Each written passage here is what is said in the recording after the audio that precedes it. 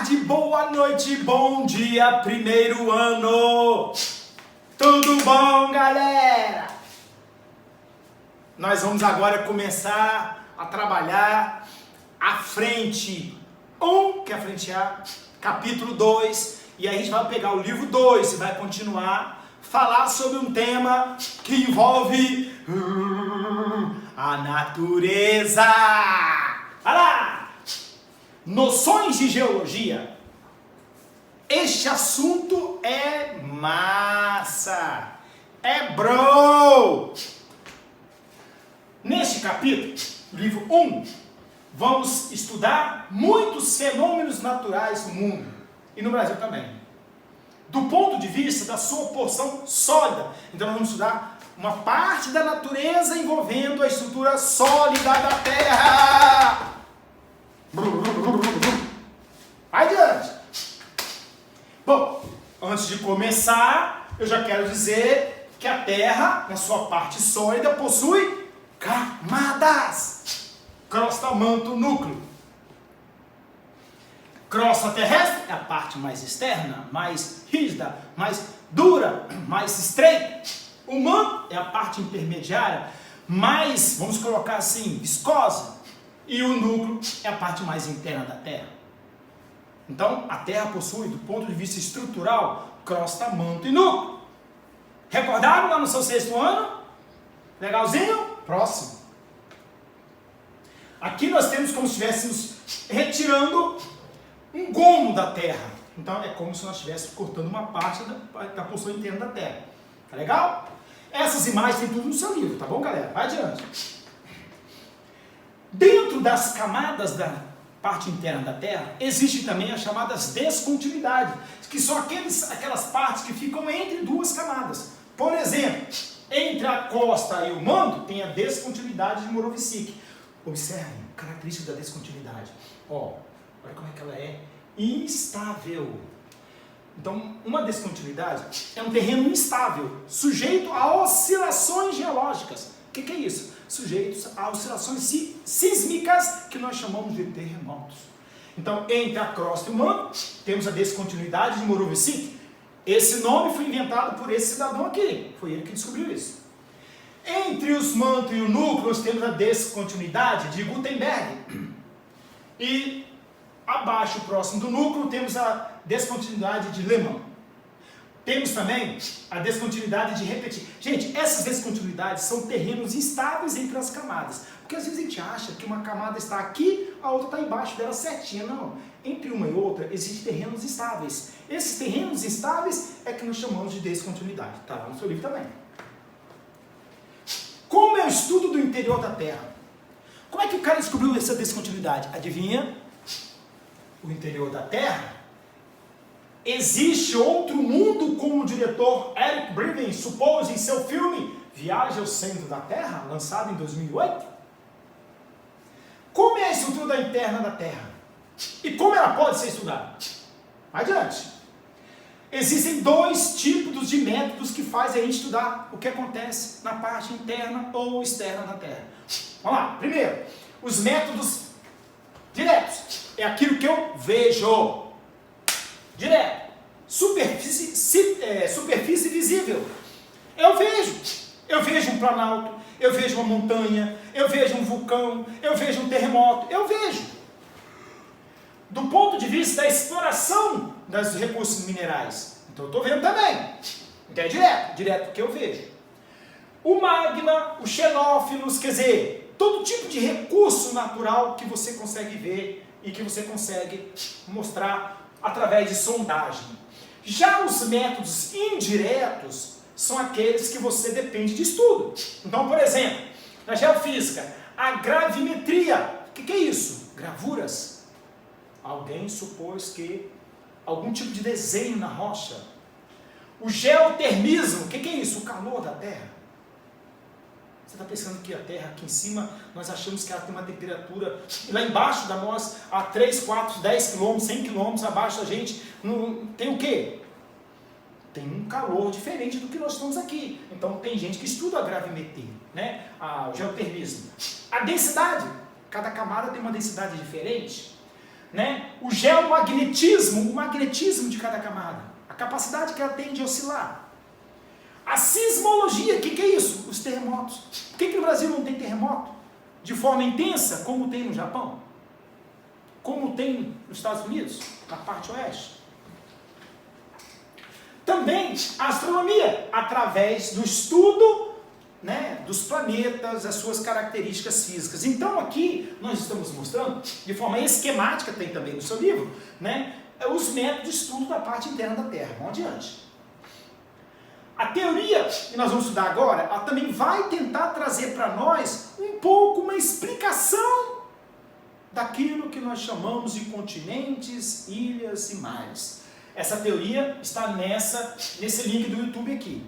Lá ele resume toda a história que explica por que tem terremoto no mundo.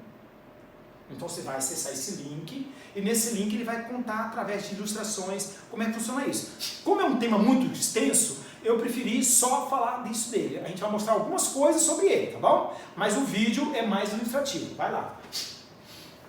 Primeiro, as placas tectônicas.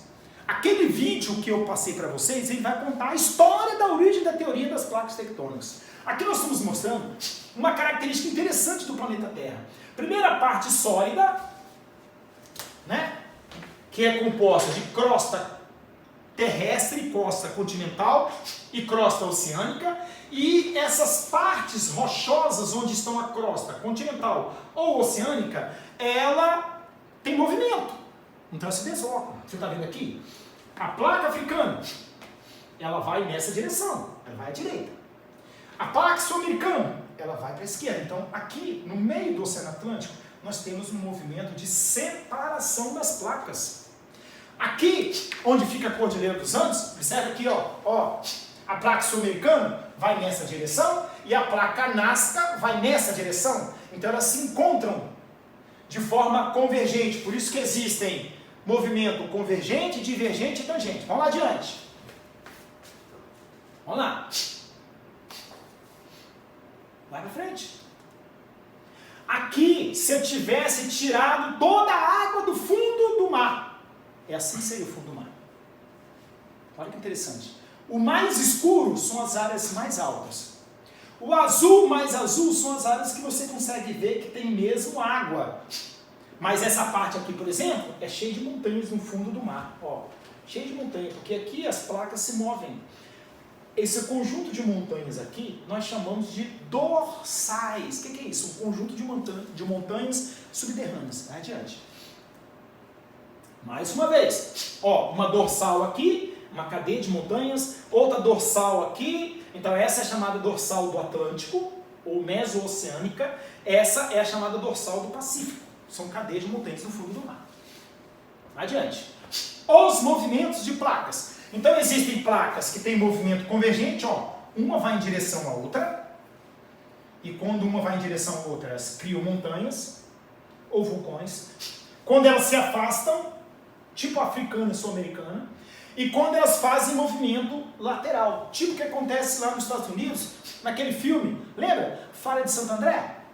A falha de Santo André é resultado desse movimento aqui. Lembra do Rift Valley que nós aprendemos no ano passado? É esse movimento aqui. Por que no meio do Atlântico está nascendo umas cadeias de montanhas? Porque é esse movimento aqui. Por que nasceu a Cordilheira dos Andes, o Himalaia, os Alpes? Porque esse movimento aqui. Então, a teoria das placas tectônicas é a teoria que explica por que tem terremoto no mundo. Tá legal? Adiante. Aqui nós temos o mapa do mundo, mais ilustrativo, mostrando o movimento tangente, que acontece aqui, ó. Aqui a costa oeste dos Estados Unidos.